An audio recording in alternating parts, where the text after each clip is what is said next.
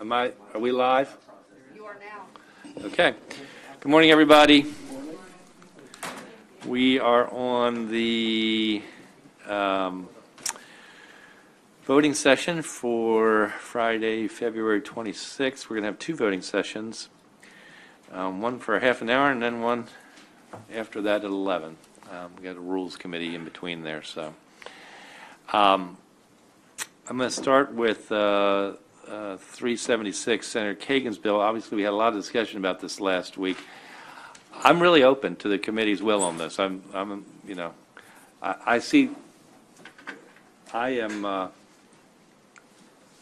supportive of it, but it seemed like there was a lot of thoughtfulness about all this, so we want to make sure that everybody's feeling good about it. Any thoughts? Thank you. This is 376.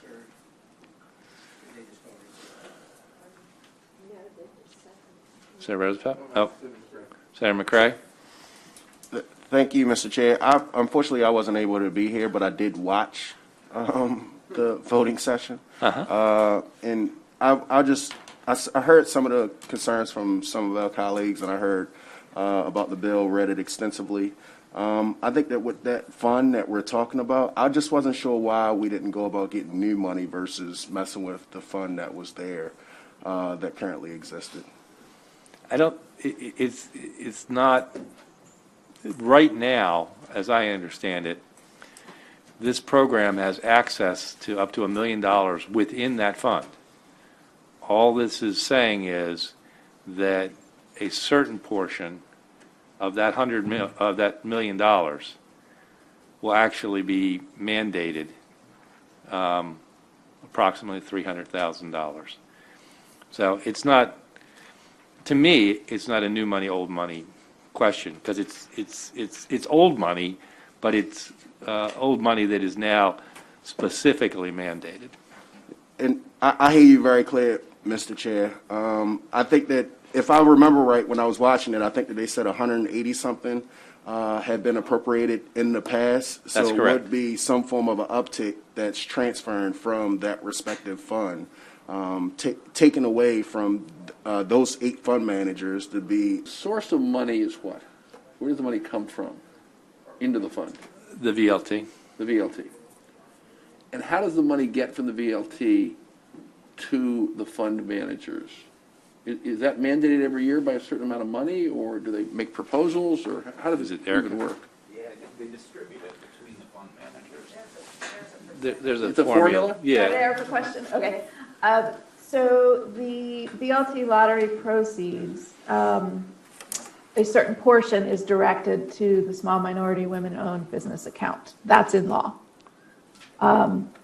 This then is a subset. This then would take a certain portion of that and put it into the Nimble account.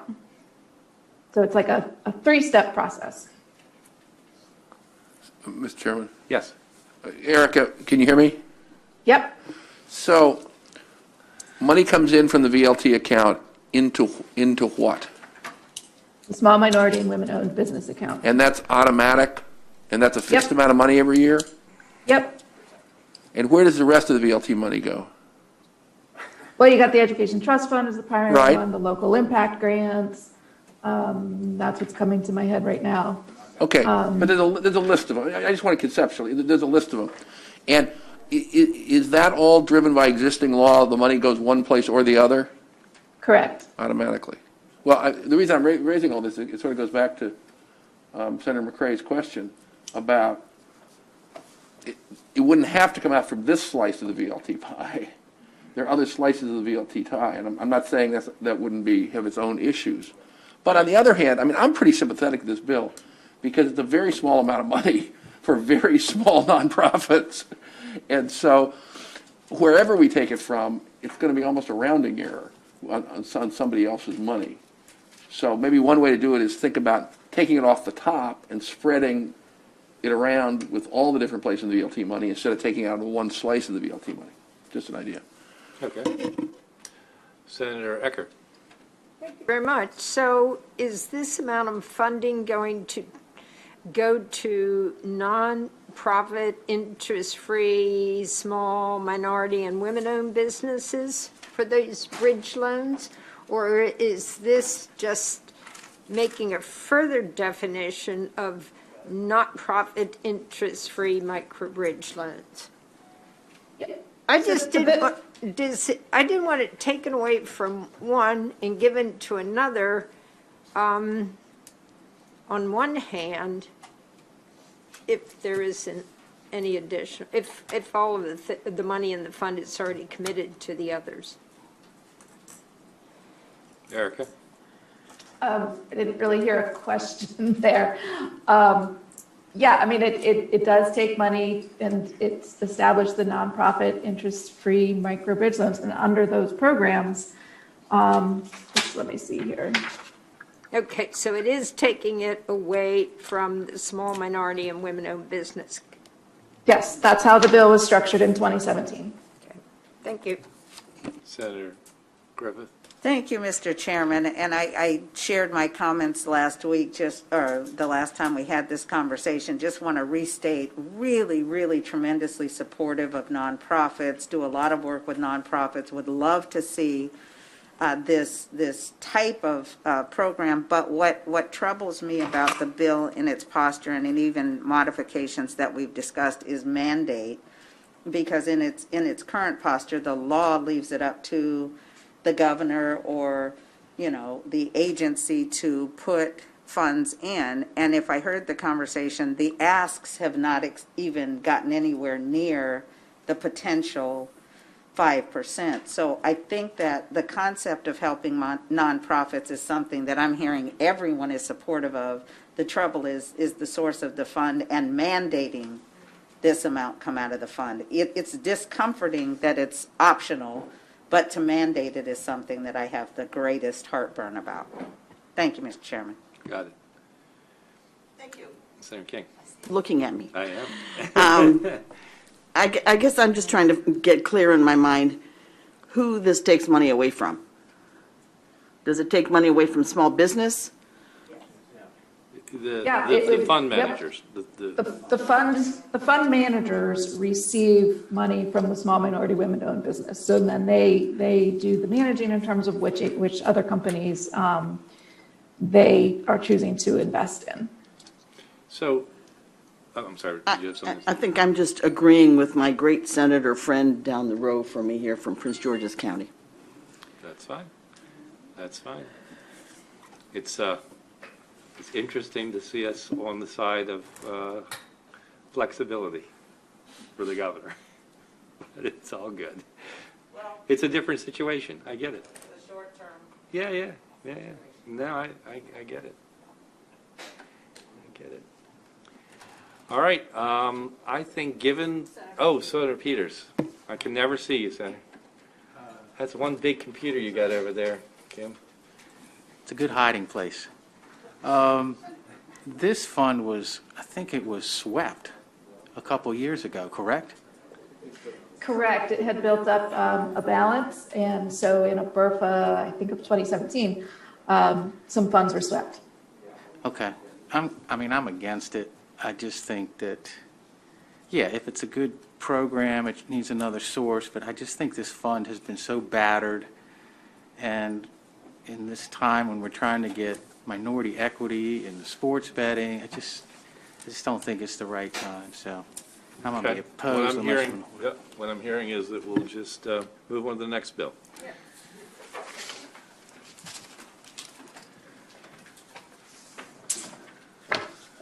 All right, so I believe that's Senate Bill 630, Mr. Chairman? Yes. All right, Senate Bill 630 is a bill that would provide, you do have a reprint on your desk if you wanted to look at that. The adult high school pilot program was established, I believe, also in 2017 or 2018 and 2017. Yep.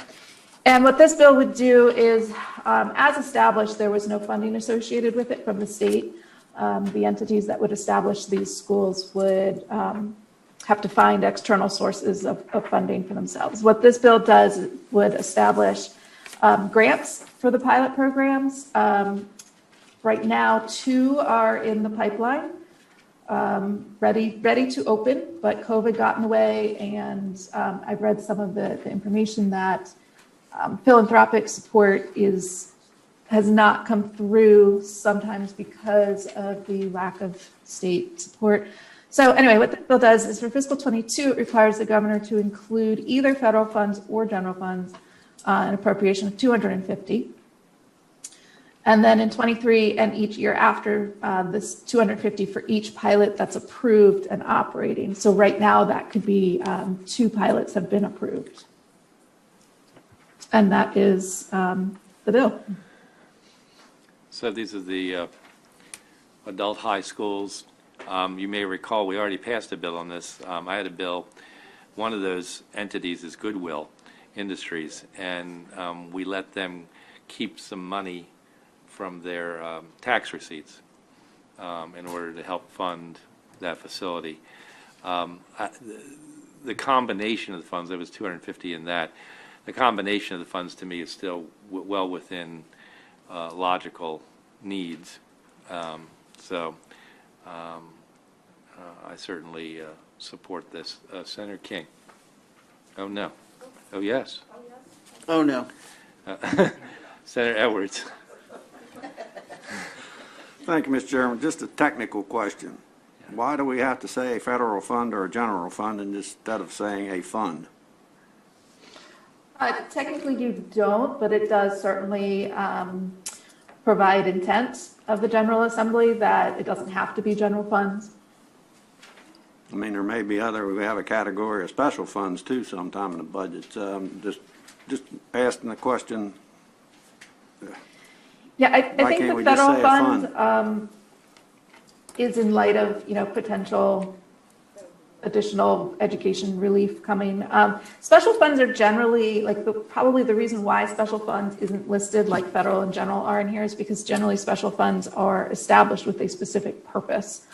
So unless there's a special fund out there with the specific purpose of adult high schools, that pot of money wouldn't be available anyway, whereas federal funds and general funds have generally more flexibility. I just thought it was a simple thing, say a fund instead of both, but I'm support the bill.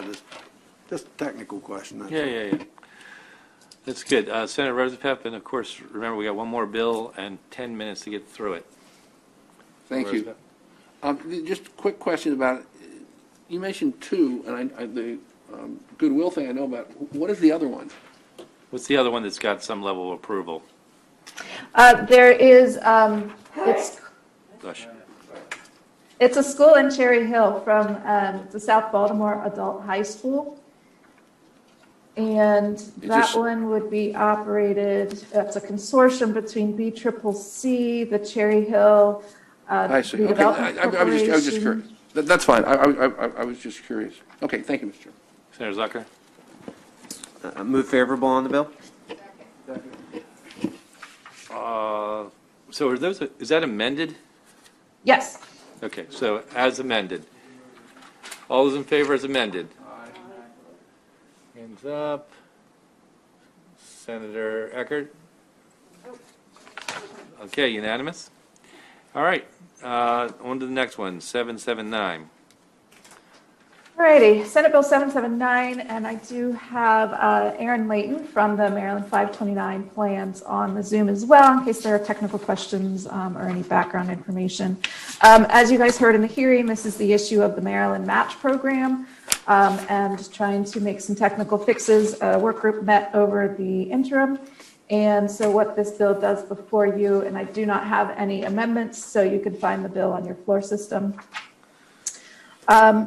It changes the income measure from adjusted gross income, from Maryland taxable income to Maryland adjusted gross income. It establishes a time frame to better allow for information from tax filing. The beneficiary has to be under the age of 26 when they first apply for it.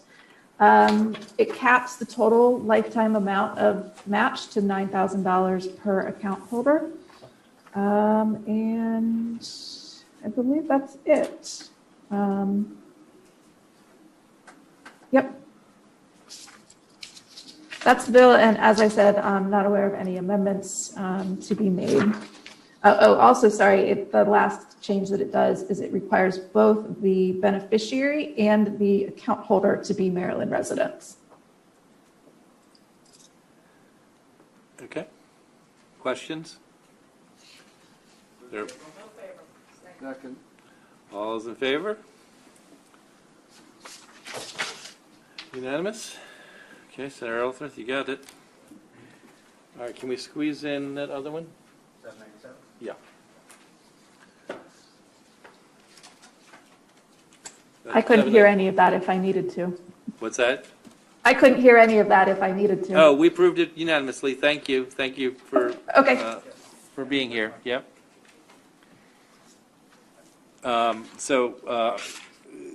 This one we've been playing around with for a little while to try to get it ready to go. Senate Bill 787, this is the digital advertising gross revenues tax. The bill, as it was introduced, would exempt certain broadcast entities from the tax, and then it put a prohibition on the entities directly passing on the expenses of the tax to the businesses that were paying for the digital advertising services. The sponsor at the bill hearing brought in a sponsor amendment that would make the bill an emergency measure and also strike the contingencies, since the contingency on the veto override has already been met. So that's sort of a technical issue. Some more amendments have come up in the last couple days from the sponsor. They requested that if you remember last year, these two taxes, the tobacco tax and this tax, were merged into the same bill.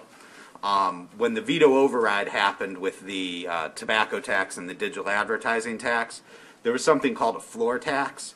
The floor tax on the tobacco, on the cigarettes and other tobacco products, would kick in July 1st, 2020. Obviously, you're not going to be able to go back in time and grab the floor tax from the people who have already consumed those tobacco products. So they'd like to update the date from July 1st, 2020 to March 14th, 2021, and just make it align with the dates that are currently, basically acknowledge the fact that you can't go back in time. Same thing with a reporting requirement that was in the bill on reduction of tobacco usage. They want to push that out to December 30th, 2021.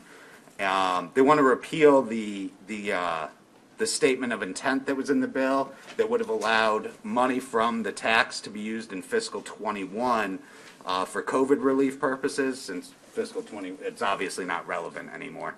And then the last amendment would push out the start of the digital advertising tax to tax year 2022 instead of tax year 2021. Okay. So, Senator Roosevelt. Yeah, so just to summarize, it sounds like all the amendments are basically technical, are related to the fact that we're a year later and the overrides and that sort of thing. Correct. Is that a fair summary of them? Fair summary. Yeah. And And, then- I'm sorry.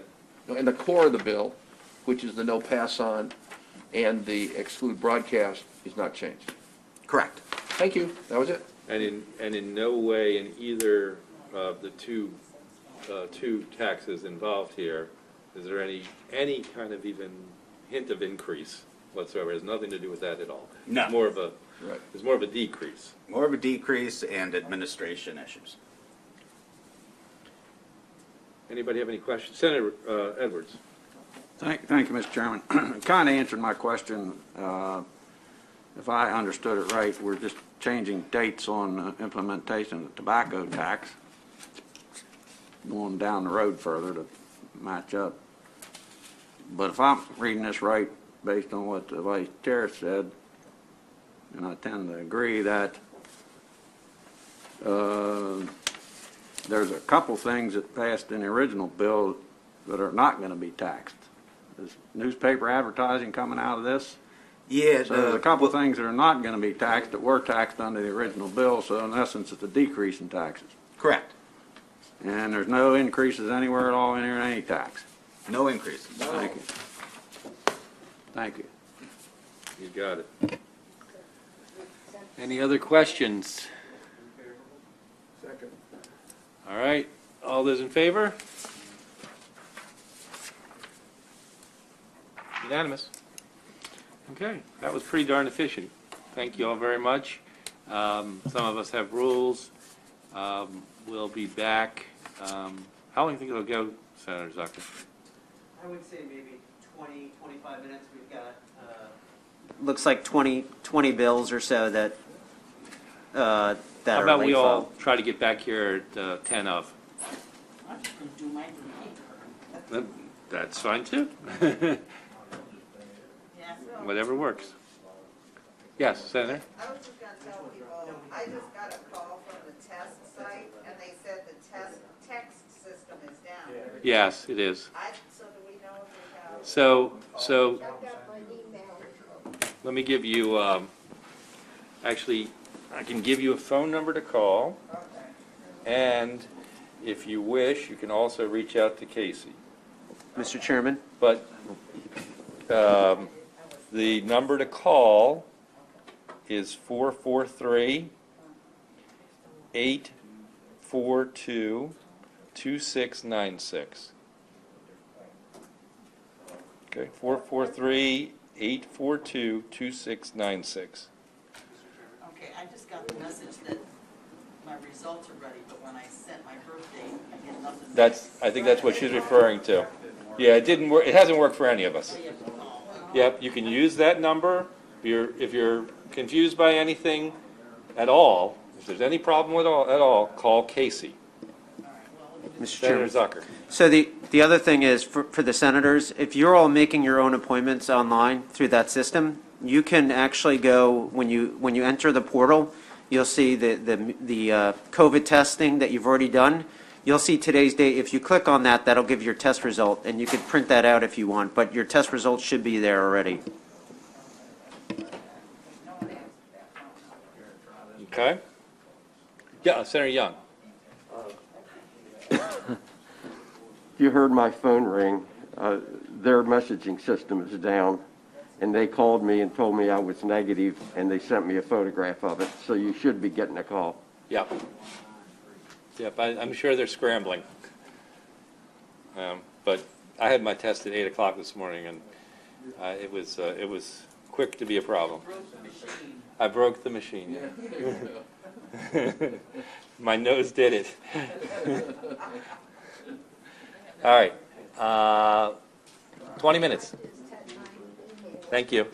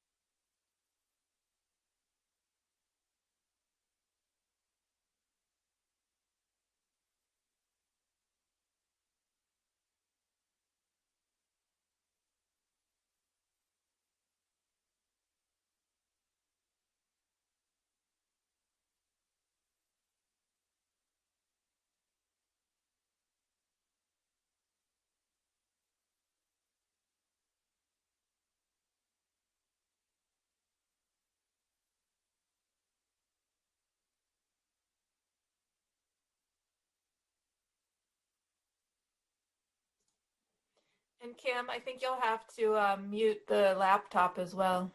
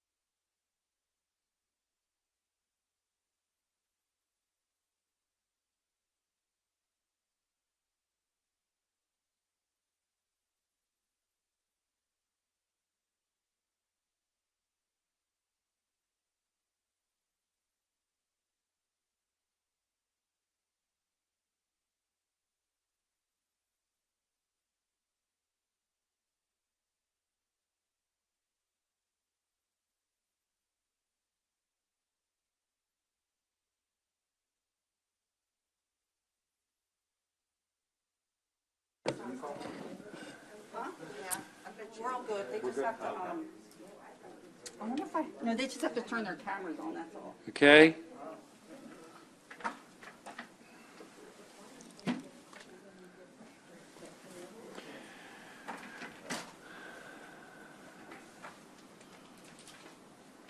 Now that we've solved that.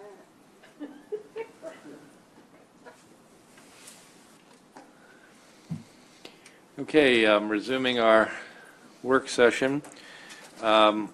Let's start with 414, Senator Pinsky's Climate Solutions Now Act.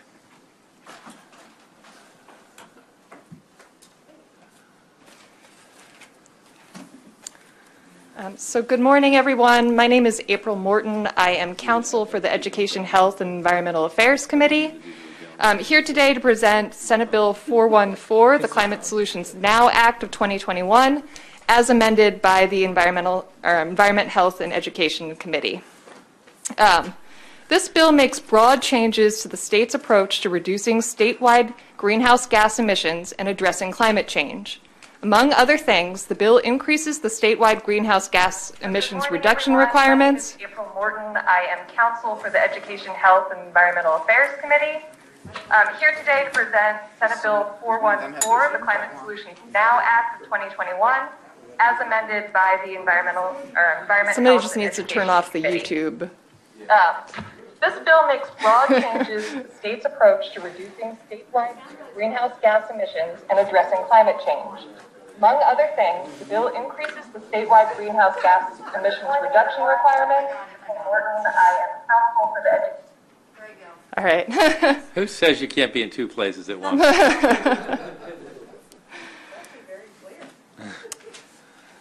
So among other things, the bill increases the statewide greenhouse gas emissions reduction requirement from 40% reductions from the 2006 levels by 2030 to a new goal of achieving 60% reductions from 2006 levels by 2030, and requires the state to achieve net zero statewide greenhouse gas emissions by 2045. To achieve these reductions, the bill establishes requirements related to 1, emission reduction planning and monitoring, 2, energy efficiency and clean energy, 3, electrification of the state bus and vehicle fleet, 4, tree plantings, and 5, funding for climate initiatives. So I'm going to go very broadly over these kind of 5 main portions of the bill, give you some page references, and then take any questions. As you're doing that, can you point out where the money is spent? Exactly, and so that's really going to be the focus, particularly of the last piece of this. Okay, great. Thank you. Mm-hmm. So the changes to the state greenhouse gas emissions reduction planning requirements are on pages 14 through 18 of the reprint. As previously mentioned, the bill establishes new targets, so a new target of 60% reductions by 2030. Right now, the goal is set at 45% reductions by 2030, with a final plan due from the Department of the Environment on how the state will achieve those reductions due by December 31st, 2022. The bill also establishes a target of achieving net zero greenhouse gas reduction or greenhouse gas emissions by 2045, with a final plan due from the department by December 31st, 2030. All of those targets, it's important to note, sunset in 2025. That's sort of to force the General Assembly to come back and look at those targets at that point to decide whether they're feasible and reasonable. The bill also includes some plan specifications, specifically prohibits the department from relying on highway widening or carbon capture storage technology unless the technology has been scientifically proven. This portion of the bill also includes a number of environmental justice considerations. This is largely on pages 10 through 14 of the printout. The bill requires the existing Environmental Justice Commission to develop specific recommendations to address environmental justice concerns, reduce emissions of greenhouse gases and co-pollutants, and build resilience in disproportionately affected communities. The Commission is also charged with setting goals for the percentage of state funding for greenhouse gas emissions reduction measures that should be used for the benefit of disproportionately affected communities. To aid in this goal, the Department of the Environment is required, beginning in 2022, to prepare and include in an annual report required by the Maryland Commission on Climate Change an analysis of the total state funding spent on greenhouse gas emissions reductions measures in the previous fiscal year and the percentage of funding that benefited disproportionately affected communities identified according to criteria developed by the Environmental Justice Commission. The bill also establishes a Just Transition Employment and Retraining Working Group underneath the Maryland Commission on Climate Change for the purpose of studying and advising on various issues and opportunities related to the transition to a clean energy economy.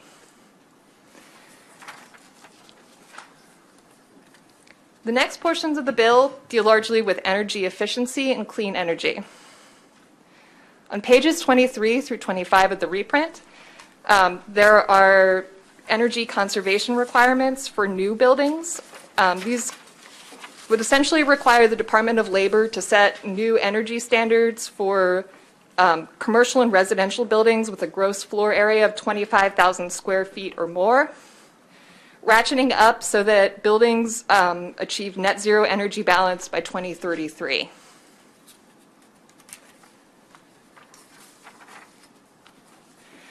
The bill also includes energy efficiency improvements for existing buildings that are undergoing a major renovation. This is on pages 25 and 26 of your reprint. And again, this only applies to buildings with a gross floor area of 25,000 square feet or more. On page 27, the bill establishes energy modeling requirements, requires the Department of Labor to adopt regulations directing local jurisdictions to require energy life cycle cost estimates for all new buildings. The next piece of the bill has to do with high performance buildings. These are the standards for all state capital building projects and school construction. It extends existing high-performance building requirements to capital projects funded with 25% funding instead of the current requirement is only applied to buildings that receive full capital or full state funding. This is generally on pages 28 through 31 of the reprint. Going forward, high-performance building requirements must include compliance with the LEED net zero energy or equivalent standards established by the Maryland Green Building Council. There are special provisions for school construction. In general, only one school constructed in each local school system from July 1st, 2022 through June 30th, 2030 must be constructed to meet the new net zero energy requirements. And that is subject to the availability of funding in something called the Net Zero School Loan Funds established by the bill. The provisions dealing with schools are on pages 9 through 10 of the reprint, but the provisions dealing with the Net Zero School Loan Fund are on pages 33 through 34 of the bill. And we'll go a little bit more into how that fund is funded a little bit later.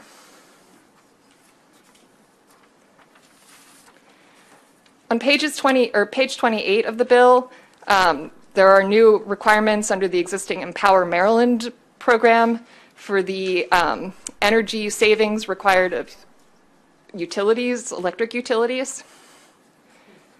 Page 39 of the bill, this is something that this committee will obviously want to take a look at, establishes a personal property tax exemption for certain community solar equipment. Specifically, it exempts machinery and equipment from local personal property taxes if that equipment is installed on rooftops, parking lots, roadways, or brownfield locations, and is part of a community solar energy generating system that serves more than 51% of kilowatt-hour output to low and moderate income customers. The way that's drafted, it reflects regulatory, like something in regulations that's designated a small brownfield and other categories of this community solar larger category. Can I just stop for, we have another bill floating around about community solar. is it substantially the same thing, or do you happen to know? I don't happen to know. Okay. To the extent that that bill is identical to the one that came in last year, I believe the provision in this is drawn a little bit more narrowly. So this was meant to target, again, that sort of subcategory of these small and sort of low-income community solar projects. Okay, thank you. So the next broad, Craig, you have a question? Yes, sir. Do we ask questions at the end or while we're going through, because it's a big bill? I think it probably makes sense if it comes up. Because it's a lot to this. Yeah, I had a question around the schools piece of it. It sounds like it's an either or with the net zero or solar. Am I reading that correct? so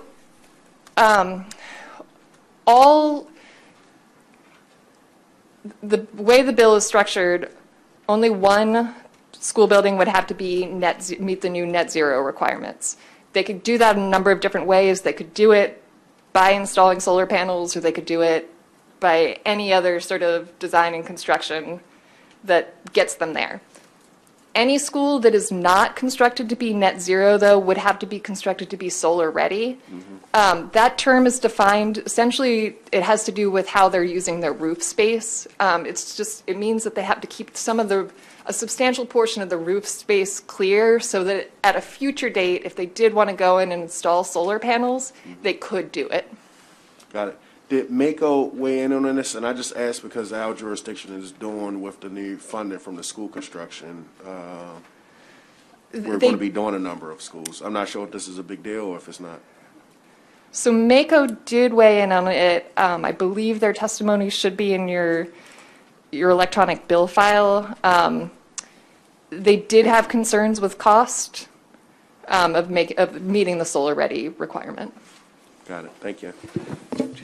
And certainly want senators have opportunity to ask questions. I just want to remind everybody that, of course, we were second on this, and that really it's about the money. Now, as we all know, everything can turn into money. That question ended up being about money on some degree too. But just let's try to stay as focused on that as possible as we move forward.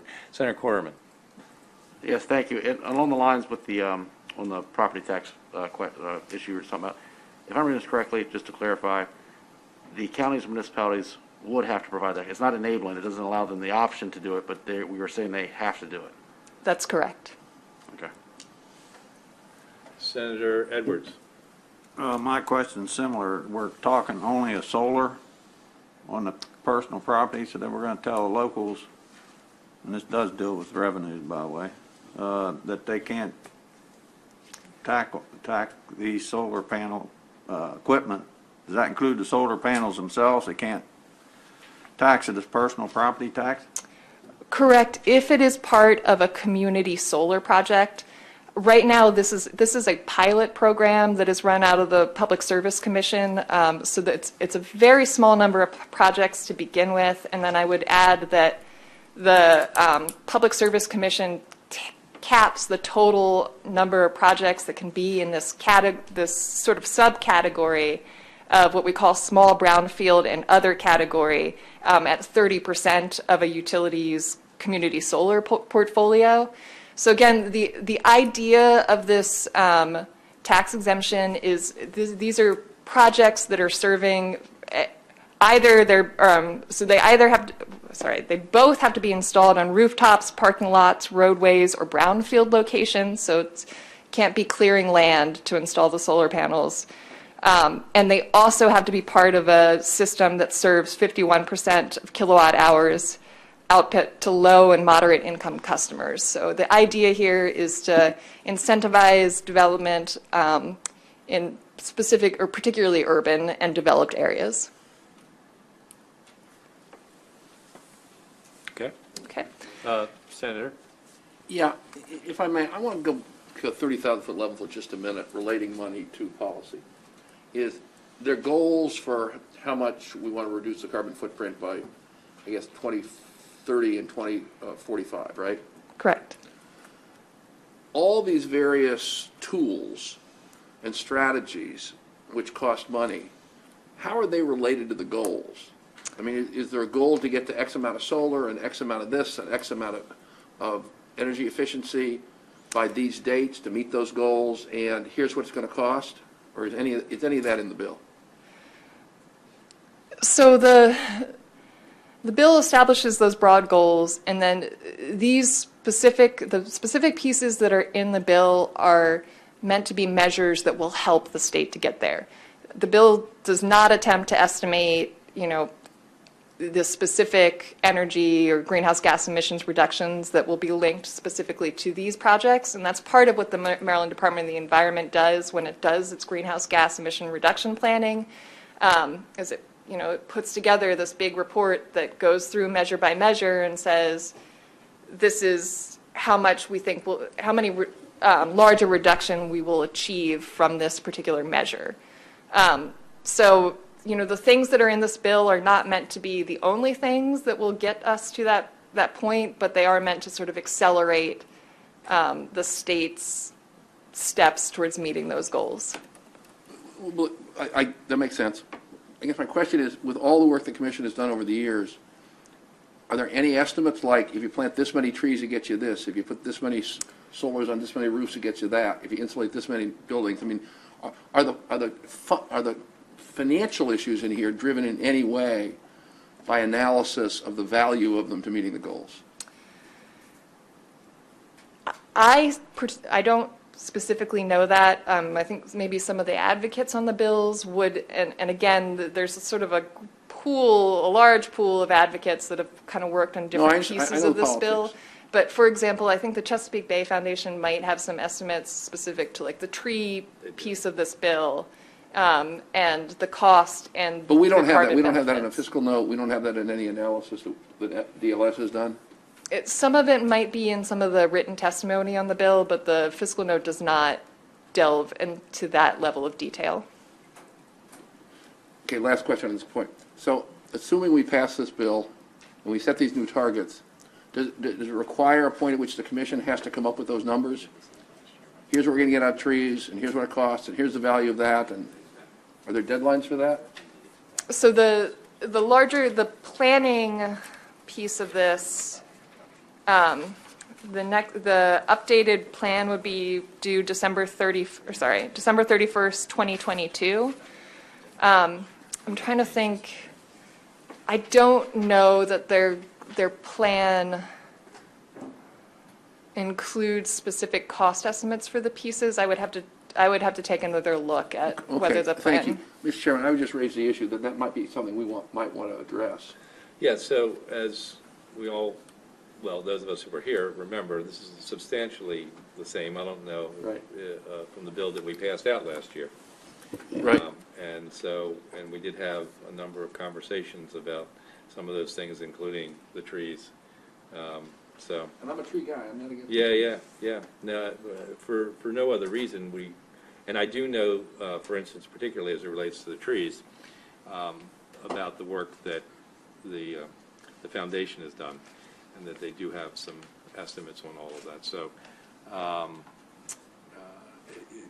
combining all that together, certainly moving forward, would probably be a good thing. Senator Young. Just very quickly, I bring it up because of the point that the senator brought up. It's one of my problems I have with fiscal notes that I think at some point we ought to discuss. They only talk about the immediate cost. In some cases, there's a long-term savings, and that's never part of a fiscal note. And I think we ought to talk about having legislative services look at those issues.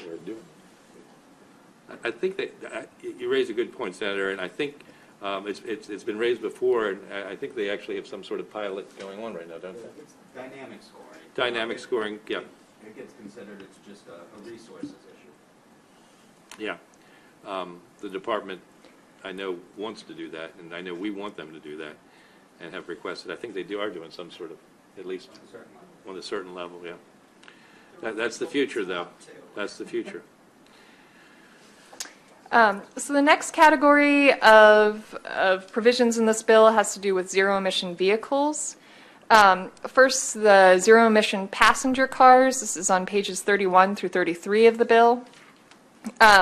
Requires, subject to the availability of funding, that the state ensure that a certain percentage of passenger cars purchased in certain fiscal years are zero-emission vehicles. Again, ratcheting up until beginning in fiscal year 2027, 100% of passenger cars purchased for the state vehicle fleet are zero-emission vehicles. And then to speak a little bit to one of the questions that Senator Rosapep was asking, there is a provision in this part of the bill that does require some reporting on the sort of the percentage of these vehicles that are being transitioned to zero-emission vehicles, as well as some of the, actually maybe more in the bus portion, some of the estimates for cost savings that are being achieved by so the lower maintenance cost of these vehicles. So the zero-emission bus piece is on pages 36 through 39 of the bill. Requires that beginning in fiscal year 2023, any new bus contracted for by the Maryland Transit Administration must be a zero-emission bus. There is an exception that says that if zero-emission bus does not meet performance requirements for a particular use, then MTA may purchase an alternative fuel bus. This portion of the bill specifically provides for the cost of buses to be paid for from the Transportation Trust Fund, which is the same source of funding that currently is used for the transit buses. Finally, the large, big sort of policy piece of this has to do with tree plantings. This is on pages 40 through 51 of the bill.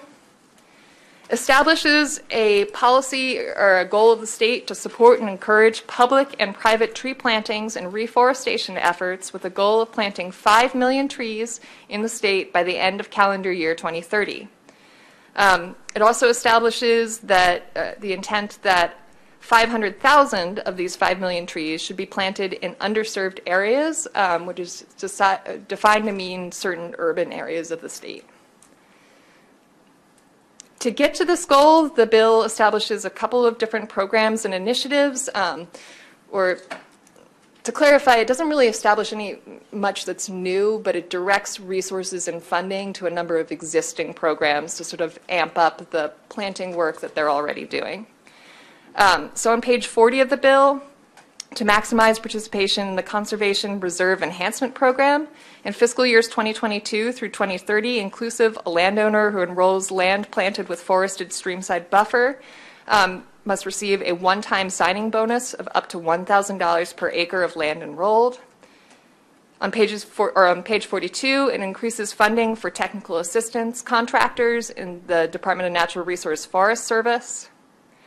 And then on pages 43 through 45 of the bill, it establishes an urban trees grant program to be administered by the Chesapeake Bay Trust. The trust is to make grants to eligible organizations for tree planting projects in underserved areas. And there is language that was added by amendment in by the Education, Health, and Environmental Affairs Committee to prioritize grants to eligible organizations that are based in those underserved areas where the trees will be planted. So the funding provisions for the tree plantings. Can I ask a question before we get to the funding provisions? Sure. What is the definition of underserved? Where is that? So that is on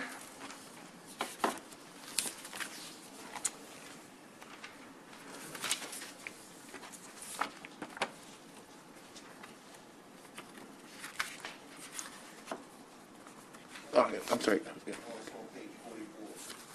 Thank you, Senator.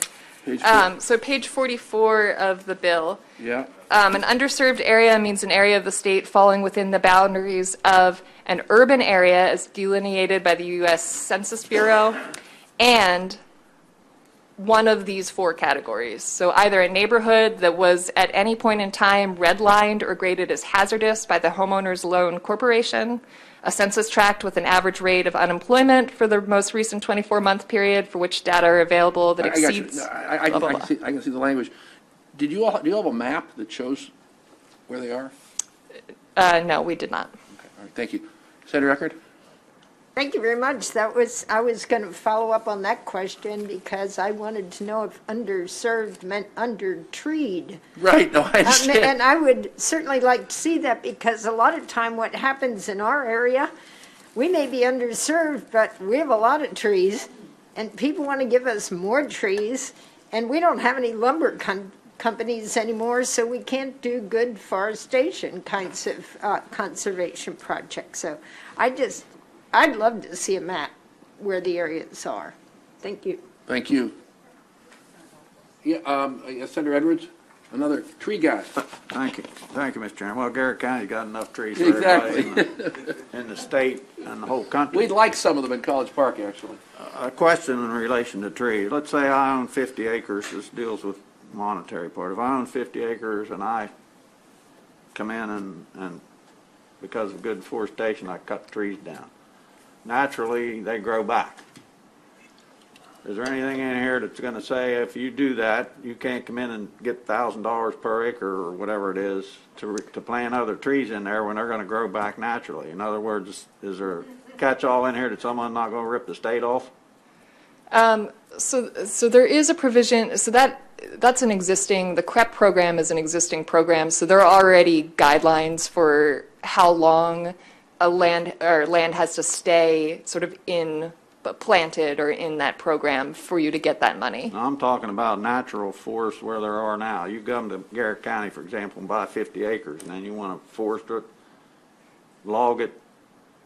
Most of those trees are going to grow back naturally over a period of time. But based on this, I guess I could come in and say, okay, I'm going to buy trees and I'm going to plant trees, even though they're going to grow back naturally without planting additional trees, so I can get $1,000 an acre from the state. So the Is there anything $1,000 in here to take care of something like that? So the $1,000 an acre is only through the CREP program. So that's payments to farmers through an existing program it's under a federal law that's administered by the state. And there are rules under that program already about how long that property has to be maintained, in a forested. I believe all of those considerations are already taken care of in that program. The rest of the money, again, it's most of this is directing funding to existing programs to enhance, tree planting and reforestation efforts. Well, I love trees, Mr. Chairman. I have a half an acre of land. My house is. I probably got 50 trees, counting bushes, woody thing, which is a heck of a lot. And you got to mow around all of them. So I'm not opposed to trees, but I want to make sure someone can't rip the state off with this. I've seen those trees, Senator. They're lovely. Senator Alfred? Thank you, Mr. Chair. To answer your question, so it's a federal program, and I believe it's duly administered. The chair might know better than I with the Department of Agriculture as well. But there are strict requirements to get that CREP money. To answer some of the concerns on the urban section, I spent a lot of time in the interim working on this. Last year, as we recall, the bill came in with just 5 million trees without too much clarification. This bill brings in the farmers, so Farm Bureau is on board with this section as well. It brings in those underserved communities. It really came from a great program in Richmond, Virginia, where we know that underserved urban areas have less tree canopy. That's leading to, really serious climate issues with heat islands. There are public health implications when there's less tree canopy. So we wanted to make sure that if we're going to plant 5 million trees, they can't all be in Senator Edwards' district. They need to be throughout the state, and particularly in communities that have low tree canopy. Chesapeake Bay Trust already administers a program like this. We're just saying that we're going to give them even more funding to work with communities and community groups from the ground up on this program and this goal of the 10% in underserved urban areas. Thank you, Mr. Chair. Thank you. Any other senators right now? Yes, Senator Young? Is there any consideration for an incentive for an individual? The good senator mentioned he has a half-acre lot and 50 trees. So do I. And I planted all of them. And I'm not looking for anything for me. But how about encouragement for other people that have a half-acre to plant 25 or 50 trees? Number one, we don't count them towards the goal. And number two, there's no incentive for an individual to do that.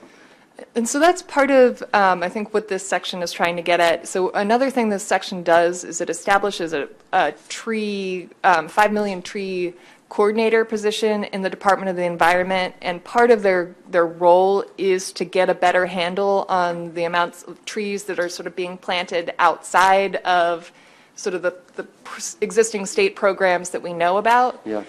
There's also language beginning on pages 49 through 51 of the bill that set up a commission for the innovation and advancement of carbon markets and sustainable tree plantings.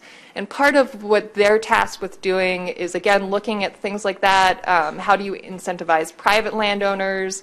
How do you plug into existing there are nonprofits that run various kinds of carbon markets where a landowner who plants trees or already has trees might be able to get some monetary benefit for the sort of carbon sink nature of those trees. Yeah, I started the Tree City program in Frederick. It's the oldest one in the state, and we planted thousands of trees.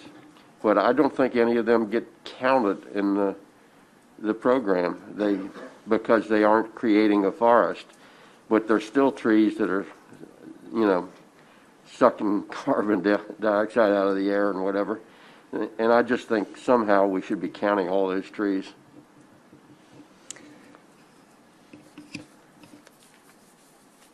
So to get to the funding. Thank you, Mr. Chair. Can you just tell me where you get this? You got this number of 5 million? Like how did you calculate that? How did you get that? It's the bill, you'd have a question for the bill sponsor. Oh, okay. Yeah. As the bill came in. That's just a large amount. I was just wondering how they got that, that's all. Thank you. So the funding provisions for the tree pieces, the first one appears on page 42 of the bill. This is a carve-out from the Chesapeake Bay Trust. In fiscal years, it requires in fiscal years 2022 through fiscal year 2030 that 1.25 million from the trust fund be used to fund a 5 million tree program coordinator position in the Maryland Department of the Environment, and 13 contractor positions in the Department of Natural Resources Forest Service to provide technical assistance, planning, and coordination related to tree plantings. The next provisions appear on page 46 of the bill, and this is a carve-out from the Bay Restoration Fund. So again, in fiscal years 2022 through fiscal year 2030, the Maryland Department of the Environment must transfer the following amounts from the Bay Restoration Fund. $10 million per year to the Chesapeake Bay Trust to be used for the Urban Trees Program, $2.5 million per year for the Department of Natural Resources to be used towards their tree planting activities, and $2.5 million per year to the Maryland Department of Agriculture, again to be used for their tree planting activities. Just to note, all of the tree provisions in the bill terminate on June 30th, 2030. So the final piece, and again, this is probably the piece that this committee is going to be most interested in, has to do with the funding for the larger portions of the bill. This is on pages 34 through 36 of the bill.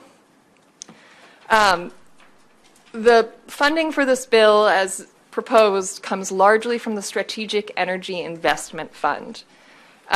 Specifically, it would require at least $500,000 per year from the fund to go to the existing Healthy Soils program. And then would also direct that proceeds in excess of the first $50 million that go to this fund these are from the Regional Greenhouse Gas Initiative auctions, be diverted to something called the Climate Solutions Account for use in implementing the bill. The bill specifies that no more than $20 million may be deposited in the Climate Solutions account in a fiscal year, and then specifies that subject to the availability of funding in the account in fiscal years 2022 through 2030, $6 million per year must be transferred from that account to the Net Zero School Loan Fund to be used to provide no-interest loans to schools to meet the new zero energy requirements. In any year that funds in the account are not sufficient to fully fund all programs, it requires the Maryland Energy Administration to prioritize allocations in the following order. 1, incremental costs of purchasing zero-emission passenger cars. 2, allocations to the Net Zero School Loan Fund. 3, administrative costs of the Department of the Environment. 4, administrative costs of the Department of Labor in setting up the energy efficiency standards. And 5, the cost of installing electric charging equipment on state property to support the zero-emission vehicles in the state vehicle fleet. So that is the overview of the bill.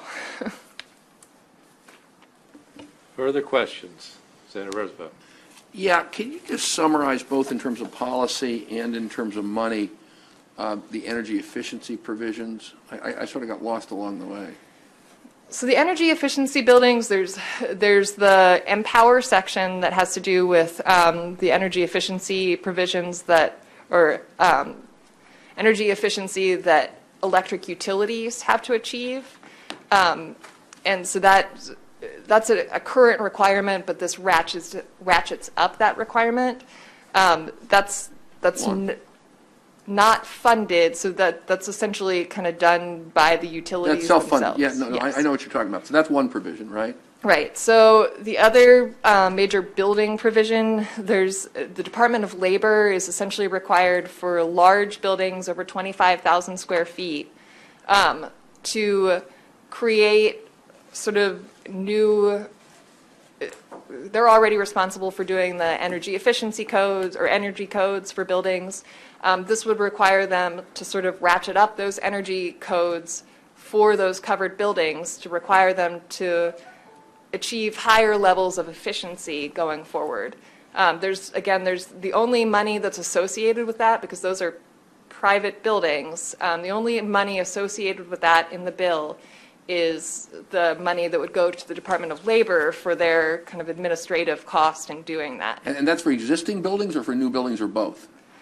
There are provisions, so that's for new buildings. There's separate provisions for existing buildings that are undergoing major renovations, as defined in the bill, that would also require them to achieve some additional energy efficiencies.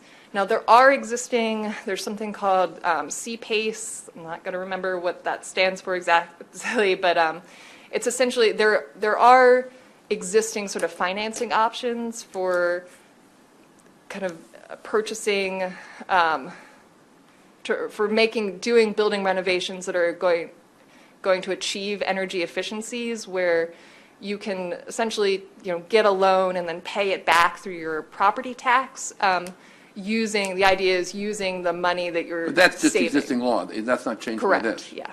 So those are the only, the first things you mentioned are the only energy efficiency provisions of this bill. And then the high performance building requirements, and that's for the state buildings and school construction. Okay, thank you. Mr. Chairman, I got one other question. So big picture financially, so how much does this all cost in year 1 and how much does this cost in year 25? I don't know that there's a really good hard estimate on that. The fiscal note is pretty vague. Thank you. Thank you. Senator Eckert. Thank you very much. I have a couple of questions, and they're all related to money. So the first one is the Maryland Strategic Energy Investment Fund. How much is in that fund? About $50 million a year. So I don't know how much is currently in that fund. I do know in the way this bill was structured, in recent years, the Maryland Energy Administration, have been spending about $50 million from that fund for their current initiatives. The idea with the way that piece of the bill is structured is to say, we're not going to take from that $50 million that they've kind of been spending, but if the fund receives more in any year, then we're going to divert that to this new account to be used for the purposes specified in the bill. So how much do we get each year? It varies on the auction. Senator. It's the Reggie auction determines. Right, I understand that. It's going as low, I think, as 30 and as high as 80, I think. I think I've seen a table in the past. I'm just looking for some of the numbers that would be helpful, I think, in making some Absolutely. I think understanding 50 is about the this. average, though. Do you have it? It looked like Matt had it. And maybe we could get a copy of that to look at that. I just Sure, want to, of course. Do you have the fiscal note? yeah, I looked down there and I couldn't find it. What page is it on? I'm on 15. I think it's 17, but I'm not positive. Okay.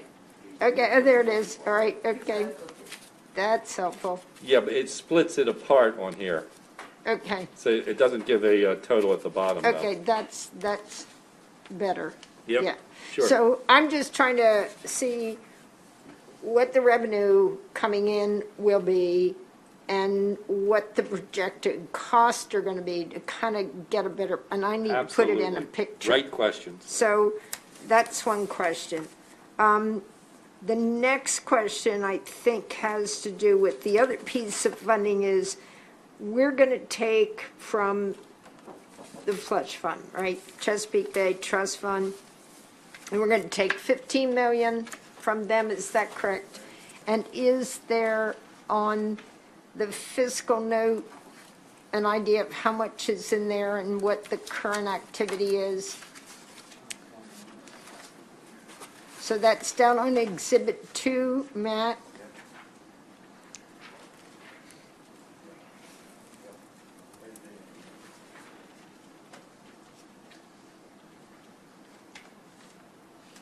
Okay. Right, so the total revenues for the Bay Restoration Fund is approximately $140 million annually.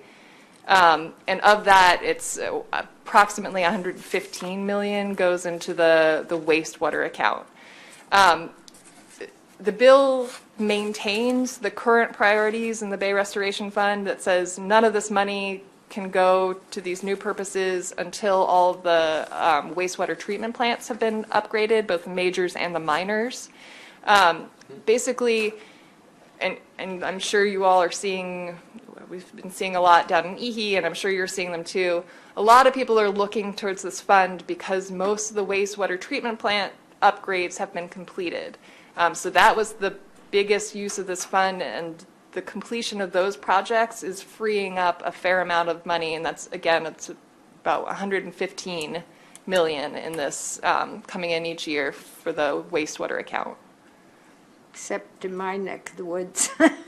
We still have, and I'm, with all due respect, I'm just concerned because you're talking about East Newmarket and Secretary and Hurlock. They're places that are hard, they don't get the funding, so a lot of times they put up doing things. So we still have a number of major initiatives that either need upgrading or are waiting to get the funding to do this. So I just wanted to make sure they're not displaced. That's in my area. And then the White Comico area is another one where we have a number of initiatives because we have stormwater and wastewater that get mingled in a bad flood that needs to be addressed because we're so close to the tributary. So I just need some assurance that we are not going to take away from projects that we anticipated would be getting funding in the next 5 years. That's one of my major concerns. And I think there are some in Western Maryland as well.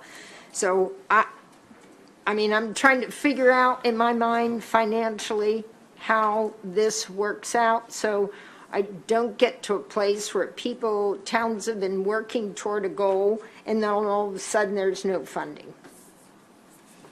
Thank you. Understood. And I'll try to put this together. Thank you. It's a little bit much, but we'll figure it out. Thanks. Senator Young? I'm not going to use the question I'm about to ask to hold this bill up, but I think in terms of money, it's an important question, and I'm assuming somebody calculated it. And that's how many pounds of carbon dioxide we're trying to remove from the air. The question came up over there about why 5 million trees. I don't know why 5 million was chosen, but I do know that 5 million trees take 240 million pounds of carbon dioxide out of the air each year. So I'm assuming that somewhere along the way, somebody looked at how many pounds of carbon dioxide we're trying to remove to get to zero. And it would be interesting to know how much each of these things we're doing remove and what the cost to remove them is, so we could look and say, this one's way more effective, let's do more of these. This one's very costly for what we're removing, so let's do less of that. So I don't know if that calculation's been made, but it would sure be helpful in terms of the total cost. So, I mean, I'm willing to vote for the bill as it is, but I would like to have those calculations so that we can come back and adjust them, get rid of the more inefficient ones and do more of the efficient ones. And I don't know if the senator did that or not, but I have to think these numbers, or I hope they weren't just taken randomly of what we're doing in each area. We should look to see, again, how much each one does and how much it costs, and is that the real way to go? You know, that's a really good point, Senator. Actually, it's the subject of the next bill as it relates to water quality. And there, I can speak to the fact that it absolutely has been on that one. Senator Quarterman. Thank you. I'm following up similarly on Senator from Frederick and the Vice Chair earlier, and trying to back it up a little bit just from my own understanding. Obviously, the goal here is to implement these strategies to obviously reduce and raise that level from 40 to 60%. Where are we now, like from the levels, when it talks about, you know, we're going to reduce the statewide gas emissions by, originally it was 40%. What have we reduced it from so far? Just as it, trying to see as you calculate the things that were just brought up, are we setting reasonable expectations that we can get to that? So where are we now as far as the reduction of percentages? So I can't remember off the top of my head where we are now. I will say, so the Department of the Environment just released its final greenhouse gas emissions reduction plan that was due 2 years ago, about how we're going to get to the 40%. And they did say that based off of, you know, all the measures that they have in the bill, which is, again, things that the state is already in the process of sort of implementing, that based off of that, they thought we would actually be closer to achieving 50% by the deadline, so by 2030. Again, I think the goal of the sponsor of this bill is to say that that's, you know, maybe we need to be a little bit more aggressive and aim a little higher. And again, those targets, though, that are established in the bill would sunset in 2025 without further General Assembly action. So the idea is, you know, have the department go back, take a look at both what's in the current plan, what's in this bill, and what else needs to be done to sort of ratchet us up a little bit further to that additional reduction. But then in 2025, if it looks like it's just unachievable, the state can revisit it. All right. I appreciate that. And again, the inquiry is based on the follow-up from the other two gentlemen in regards to is this going to be possible? Because obviously I don't think anyone wants to invest a ton of money and then it not be able to work out. So I was just curious as far as where it was. So thank you. Senator Edwards. Thank you, Mr. Chairman. Couple, I guess, comments and questions.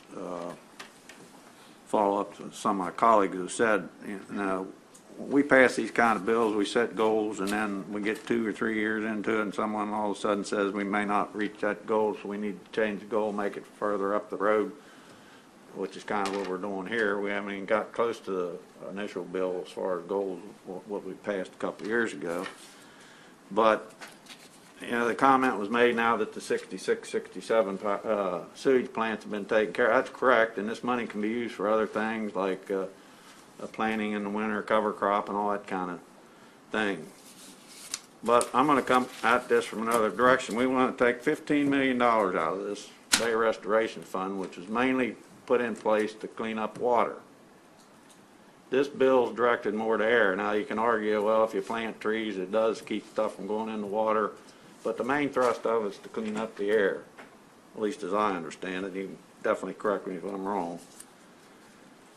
And there are several small communities in this state that have consent orders, Mr. Chairman, which means they can't do a whole lot of expansion until they get their sewage plants up to snuff based on what the state says they have to do.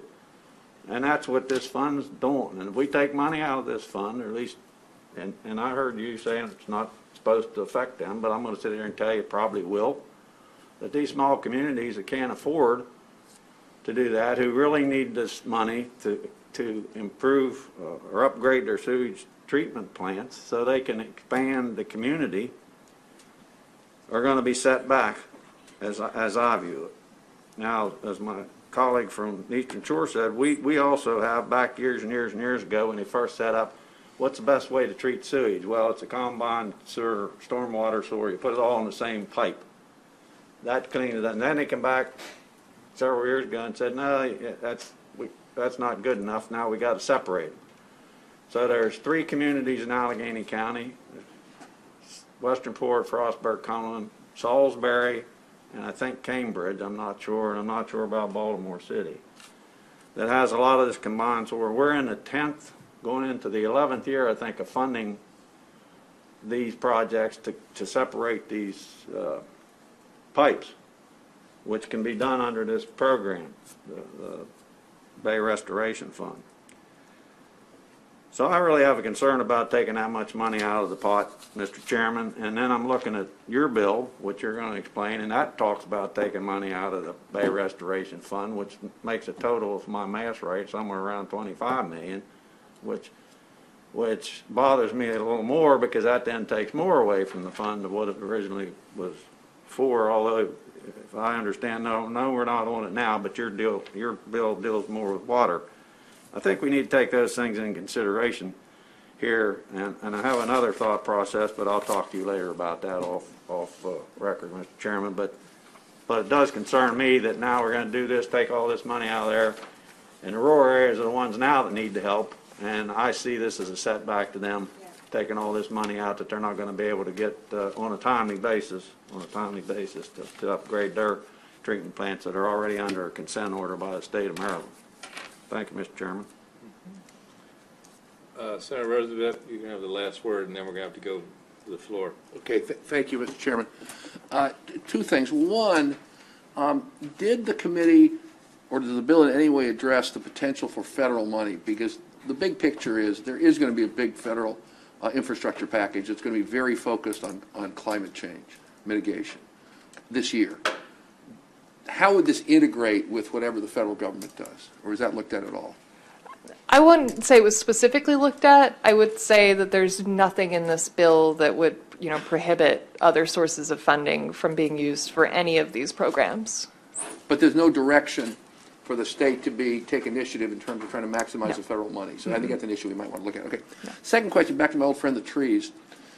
Still interested in getting the map. If 10% is going to these underserved areas, we'll see what they are. Where's the 90% going? I mean, how do the rest of the trees figure out where the other, 45 million trees or 4.5 million trees go? Well, so again, it's a goal, and it's directing funding to existing programs both within the Department of Agriculture that have to do with tree planting on agricultural land, Department of Natural Resources that has to do with Forestry Service, but then some of the idea is to have this tree coordinator position taking a look at things like Senator Young was mentioned, where we know that there are other initiatives that are planting trees. And just having a better accounting of it. But there's no map. The idea is to sort of encourage broadly tree planting wherever trees can be planted. So there's no policy direction that says, and I mean this sincerely, it's a little bit flippant, I mean sincerely, say it might make more sense to have 20% go to places like my neighborhood instead of like Senator Edwards' neighborhood. There's no direction like that at all. No, there's not. There is there's the commission that is set up, and that I think part of their charge is to look more at things like that, but there's no And to date, the Climate Change Commission has not done any of that work.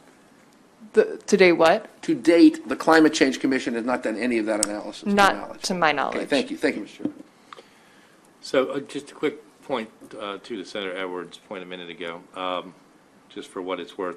Trees obviously do play a pretty big role in filtration of water quality, particularly depending on where they get planted, obviously.